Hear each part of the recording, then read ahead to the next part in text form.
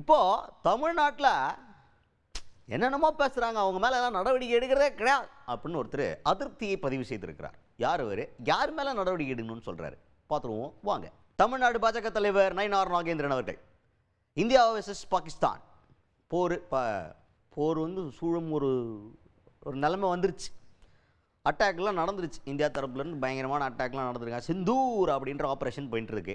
இந்த ஆப்ரேஷன்லாம் போயிட்டு இருக்கும்போது இது தொடர்பாக பல பேர் பல கருத்துக்களை சொல்லிட்டு இருக்காங்க. போர் அப்படிங்கிறது அனாவசியம், இதனால் போர் வீரர்கள் மட்டும் கிடையாது, அப்பாவி ஜனங்களும் உயிரிழக்கிறாங்க, அது தேவையில்லை, இதனால் இழப்பு அப்படிங்கிறது 2 நாட்டுக்கும் தான், இதில் வெற்றிங்கிறது யாருக்குமே கிடையாது, இழப்பு மட்டுமே இருக்குது அப்படின்ற மாதிரிலாம் ஊருக்குள்ள ஒரு பேச்சு இருக்குது. இந்த கருத்துக்களை பேசுகிறவங்க மேலே நடவடிக்கை எடுக்கலை அப்படின்னு சொல்லிட்டு நயினார் நாகேந்திரன் அதிருப்தியை பதிவு பண்ணியிருக்காரு. என்னங்க, சோஷியல் மீடியாவில் மட்டும் இல்லை, இப்போ பேட்டியே கொடுக்குறாங்க, ஆனால் பேட்டி கொடுக்குறவங்கள கூட எதுவுமே ஆக்ஷன் எடுக்க மாட்டேங்கிறாங்க தமிழ்நாடு கவர்மெண்ட்டில். ஆனால் சிஎம் இந்த அட்டாக்குக்கு வாழ்த்து தெரிவிச்சிருக்காரு, அதை நாங்கள் வரவேற்கிறோம் அப்படின்னு பேசியிருக்காரு நயினார் நாகேந்திரன் அவர்கள்.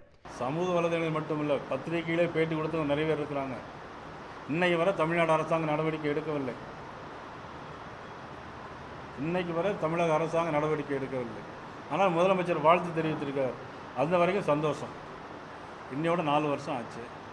இந்த 4 வருஷத்துலேயும் அவங்க செஞ்சது என்னென்னா, வீட்டு வரி உயர்வு, சொத்து வரி உயர்வு, குடிக்கிறதுக்கு எங்கேயுமே தண்ணி இல்லை. 10 நாளைக்கு ஒரு தான் திருநெல்வேலியில் தண்ணி வருது. கன்னியாகுமரி மாவட்டத்துலேயும் 10 நாளைக்கு ஒரு தான் தண்ணி வருது.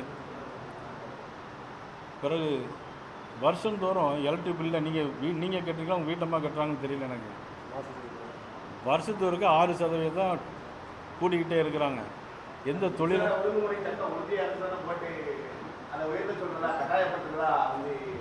ஆமாம், நல்ல கேள்வி. ஆனால் இப்படி ஏற்ற சொல்லலை. வருஷந்தோறும் உங்களை ஒழுங்குமுறை ஆணையம் தான் சில குறிப்பிட்ட விதிமுறைகளை சொல்லியிருக்கிறாங்க. ஆனால் இவ்வளோ தூரம் அவங்கள ஏற்ற சொல்லி மக்களுக்கு சுமையை கொடுக்க சொல்லலை. எனக்கு நெருங்கிய நண்பர் திருமாவளவன், எல்லாருமே எனக்கு வேண்டியவங்க, அரசியல் ரீதியாக பார்க்க மாட்டேன். நான் அவர் மேலே ரொம்ப மதிப்பும் மரியாதையும் வச்சுருக்கிறேன். நான் இதுவரைக்கும் அவர்கிட்ட நான் பேசலை, எனக்கு வேண்டியவர் தான். ஆனால் வேறு யாரும் பேசுனாங்களா எனக்கு தெரியல.